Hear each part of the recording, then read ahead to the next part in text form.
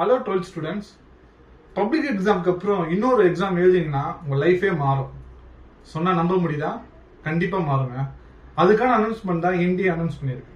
அது என்னன்னு பாத்தீங்கன்னா QUT ஃபார் யூஜி. ஸோ QUTனா என்ன அப்படின்னா common university entrance test for under graduate admissions. So இதோட பேட்டர்ன் எப்படி இருக்கும், சிலபஸ் எப்படி இருக்கும்னு பாத்தீங்க அப்படின்னா சிலபஸ் வெறும் மூணு செக்ஷன்ஸ் மட்டும் தான். ஃபர்ஸ்ட் ஒன் வந்து பாத்தீங்கன்னா லாங்குவேஜ். அந்த லாங்குவேஜ்ல உங்களுக்கு 13 லாங்குவேஜ் வந்து நீங்க எழுதுற அளவுக்கு உங்களுக்கு சாய்ஸஸ் இருக்கு. அதுக்கப்புறம் பாத்தீங்கன்னா டொமைன், என்ன டொமைன் நீங்க சூஸ் பண்ணி போறீங்க, பிகாமா, பிபிஏவா, பிஏ எக்கனாமிக்ஸா அப்படிங்கறத ஒவ்வொரு சப்ஜெக்ட்டுமே ஒரு டொமைன் இருக்கும்.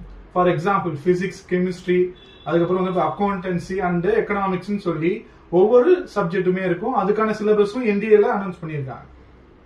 நெக்ஸ்ட் ஒன்று பாத்தீங்கன்னா ஜென்ரல் ஆப்டிடியூட் இல்ல நார்மல் ஜிகே இருக்கும், பிளஸ் லாஜிக்கல் ரீசனிங், அது பாத்தீங்கன்னா ஒரு கொஸ்டின்ஸ் எல்லாமே இருக்கும். ஸோ இன்னும் இதுல முக்கியமான விஷயம் என்ன அப்படின்னா இதான சிலபஸ் எல்லாமே வந்து பாத்தீங்கன்னா 11th 12th NCERT-யோட புக்ஸ் மட்டும் தான் நீங்க ரிலே பண்ணிருக்கணும். இன்னொரு முக்கியமான விஷயம் என்ன அப்படின்னா இதோட டேட்ஸ் வந்து ஏற்கனவே ஸ்டார்ட் ஆயிருக்கு. January 3 இருந்து ஸ்டார்ட் ஆயிருக்கு அட்மிஷன்ஸ். லாஸ்ட் டேட் வந்து பாத்தீங்கன்னா 13th January 2026. இதோட எக்ஸாம்ஸ் எப்போ இருக்குன்னு பாத்தீங்கன்னா 11 மேல இருந்து 31st மே வரைக்குமே வந்து பாத்தீங்கன்னா உங்களுக்கு எக்ஸாம்ஸ் வேறு ஷிப்ட்ஸ்ல நடக்கும். ஸோ இது நான் எழுதுனா எனக்கு என்ன பெனிஃபிட்ஸ், இதனால எனக்கு என்ன பெனிஃபிட்ஸ் அப்படின்னா கவர்மெண்ட் அண்ட் சென்ட்ரல் யூனிவர்சிட்டிஸ்ல உங்களுக்கு அட்மிஷன்ஸ் ஈஸியா கிடைக்கும். அது இல்லாம உங்களோட அட்மிஷன்ஸ் ஓவரால் ஃபீஸ் எல்லாமே வந்து பாத்தீங்கன்னா அதோட ஃபீஸ் எல்லாமே ரொம்ப கம்மியா இருக்கும்.